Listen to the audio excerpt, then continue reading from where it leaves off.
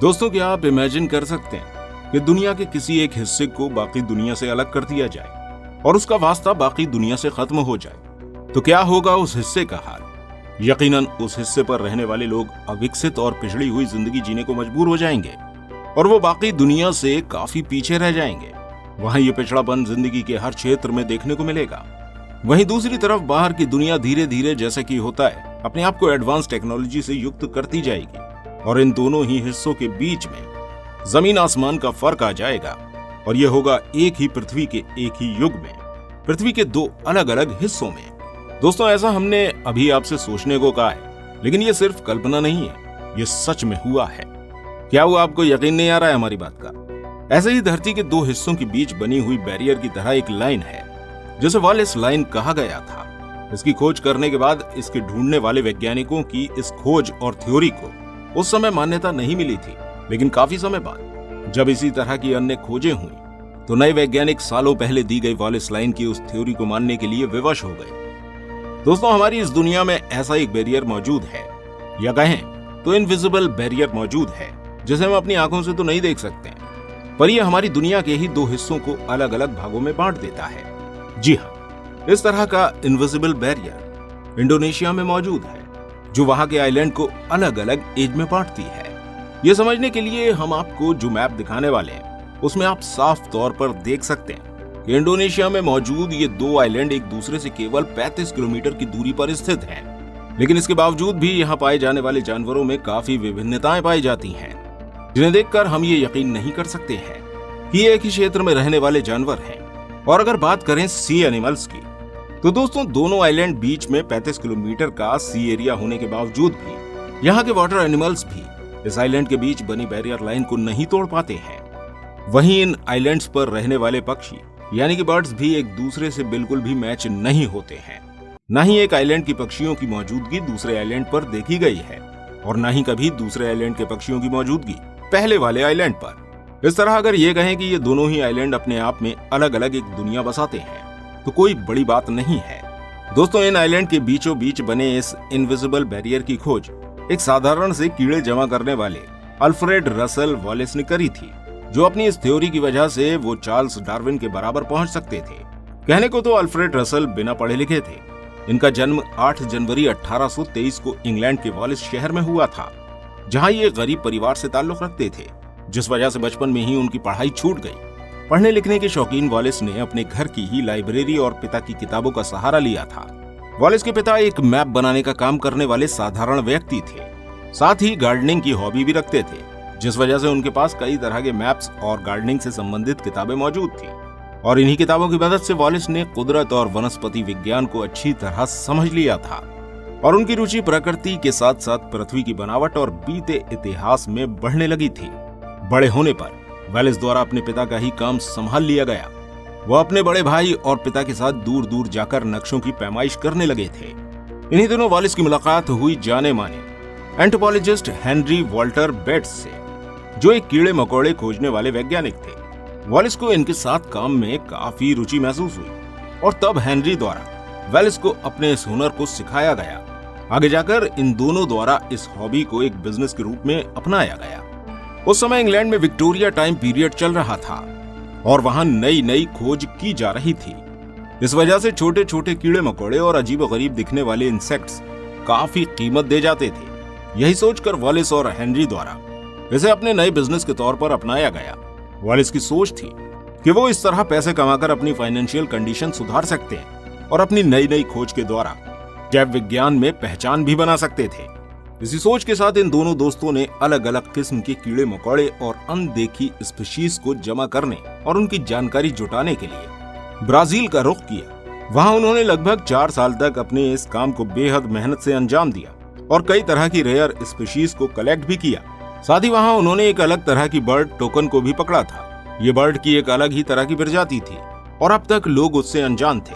पहली बार इस तरह की बर्ड को पकड़कर दुनिया के सामने लाने वाले थे, जिसके लिए उन्हें काफी नेम और फेम मिलने वाला था। लेकिन तभी इनके साथ एक हादसा पेश आया और इनके जहाज में आग लग गई, जिस वजह से उनके तमाम कलेक्शन और उनका जहाज भी जल गया। दोस्तों, देखने में तो ये एक दुर्भाग्य की बात है, लेकिन असल में यहीं से उन्हें अपने नए काम का आगाज करना था। जहां उनके हाथ आने वाली थी एक ऐसी खोज जो उन्हें दुनिया में अपने नाम का लोहा मनवाने को मजबूर करने वाली थी। अब ये दोनों दोस्त इंडोनेशिया की साइड में अपनी नई खोज करने के लिए चल पड़े। वो पहले सिंगापुर और वहां से इंडोनेशिया के एक छोटे आइलैंड सुलावेसी की ओर रुख करने वाले थे। लेकिन दोस्तों, किस्मत में कुछ और ही लिखा था। अचानक ही उनकी सुलावेसी जाने वाली शिप छूट गई और उन्हें वहां पास ही मौजूद बाली आइलैंड पर अपना खोज का काम करना पड़ा। उन्हें ये आइलैंड काफी इंटरेस्टिंग लगा और उन्हें वहां काफी रेयर स्पीशीज और प्लांट्स दिखाई दिए, जिनकी उन्होंने वहां रहकर काफी डीप रिसर्च भी करी। वहां मिलने वाले बड़े एनिमल्स में उन्हें शेर, हाथी, राइनो जैसे एनिमल्स दिखे। यहाँ अपना काम पूरा करने के बाद इन दोनों दोस्तों ने लैम्बॉक आइलैंड की तरफ अपना रुख किया, जहां पहुंचकर वो दोनों एकदम ही काफी शॉक्ड हो गए, क्योंकि उन्हें ऐसा लग रहा था कि वो अचानक ही किसी दूसरी दुनिया में पहुंच गए हैं। हालांकि आइलैंड बाली से केवल 35 किलोमीटर की दूरी पर था, लेकिन यहाँ पर पाए जाने वाले जानवर वहाँ पे पाए जाने वाले जानवरों से बिल्कुल अलग थे और बाली पर मौजूद जानवरों का तो यहाँ नामो निशान ही नहीं था। यहाँ उन्हें मॉनिटर लिजर्ड और कंगारू जैसे जानवर देखने को मिल रहे थे। वहीं यहाँ पर पाई जाने वाली बर्ड्स में भी कई ऐसी वैरायटीज मौजूद थी जो उन दोनों के लिए ही काफी चौंकाने वाली बात थी। इन आइलैंड्स में एनिमल्स की स्पीशीज का अलग अलग होना तो समझ सकते हैं, क्योंकि ये आइलैंड थे और इनके बीच में 35 किलोमीटर की दूरी पर लगभग पानी मौजूद था। इस वजह से ये एनिमल दूसरे आइलैंड पर मूव नहीं कर पाए। पर अगर बात करें बर्ड्स की, तो यहाँ मौजूद बर्ड्स में भी दोनों आइलैंड के मिलान करने पर काफी अलग अलग वैरायटीज मौजूद थीं। तब उन दोनों को ये महसूस हुआ कि यहाँ कोई प्राकृतिक रेखा खिंची है जो इन दोनों ही आइलैंड्स को एक दूसरे से अलग बनाए हुए है और वहाँ मौजूद जीव जंतुओं और वनस्पतियों में भी इस दूरी को बनाए हुए है। इस तरह इन दोनों के द्वारा खोजी गई इस नेचुरल इनविजिबल लाइन को वॉलिस लाइन नाम दिया गया। इसी समय मिस्टर वॉलिस जब मलेरिया से ग्रसित हो गए, तब उन्होंने एक लंबे बेड रेस्ट टाइम पीरियड में ही वॉलिस लाइन की डिस्क्रिप्शन तैयार की, जिसमें उन्होंने वॉलिस लाइन की थ्योरी को काफी अच्छे से पूरे रीजंस के साथ लिखा। उनकी इस थ्योरी के हिसाब से इस वॉलिस लाइन का क्रिएशन पॉइंट धरती पर हुआ एवोल्यूशन का टाइम था। जिस समय हमारी धरती पर जंतु और भौतिक एवोल्यूशन हो रहा था, उस समय ही इस तरह की ये लाइन क्रिएट हुई थी, क्योंकि उन्होंने अपनी रिसर्च के समय ये नोटिस किया कि बाली में पाए जाने वाले एनिमल्स जैसे कि शेर, हाथी, ये एशिया महाद्वीप से रिलेटेड है। वहीं लैम्बॉक में पाए गए जानवर जैसे कि कंगारू, मॉनिटर लिजर्ड ऑस्ट्रेलिया में पाए जाने वाले जानवर थे। इस तरह उनके हिसाब से बाली आइलैंड 360 करोड़ साल पहले एशिया महाद्वीप से जुड़ा था और लैम्बॉक आइलैंड ऑस्ट्रेलिया से जुड़ा हुआ था। वहीं अगर बात की जाए पक्षियों की, तो इन दोनों ही आइलैंड्स पर पाई जाने वाली बर्ड्स नॉन माइग्रेटरी बर्ड्स के समूह में आते हैं।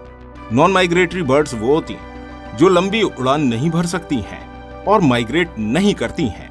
जैसे कि माइग्रेटिंग बर्ड्स की बॉडी लंबी उड़ान भरने के लिए अनुकूल होती है, वहीं ये नॉन माइग्रेटरी बर्ड्स अपने खाने की तलाश केवल 1 से 1.5 किलोमीटर तक की ही दूरी में करती हैं।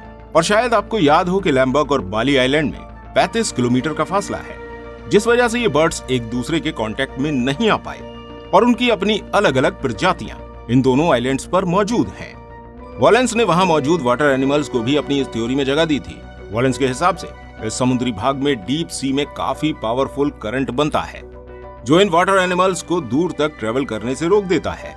दोस्तों, पानी में मौजूद इस करंट का प्रेशर इतना ज्यादा होता है कि ये डीप सी क्रिएचर्स को दूसरी ओर ट्रेवल करने नहीं देता। तो दोस्तों, वॉलेस की इस थ्योरी को इन शॉर्ट हम समझ सकते हैं कि इन दो आइलैंड्स के एनिमल्स को अलग अलग करने में दो अलग अलग कॉन्टिनेंट वजह बने थे। वहीं बर्ड्स को अलग करने में उनका नॉन माइग्रेशन बड़ा कारण था। वहीं एक्वेटिक एनिमल्स को अलग करने के लिए पानी में मौजूद सी करंट अपना रोल प्ले कर रहा था। लेकिन दोस्तों, आपको बता दें कि उनका कोई भी वैज्ञानिक बैकग्राउंड न होने की वजह से साइंस कमेटी द्वारा उनके इस लॉजिक को मानने से मना कर दिया गया।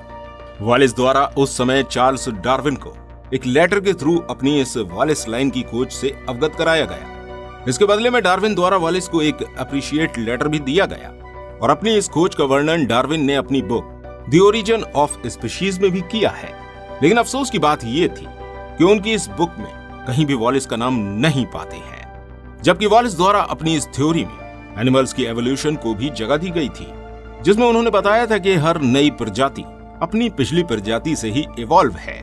और उन्होंने अपनी इस खोज की जानकारी भी डार्विन को दी थी, क्योंकि वो सोचते थे कि चार्ल्स डार्विन उनकी इस खोज को दुनिया के सामने लाने में उनकी मदद करेंगे।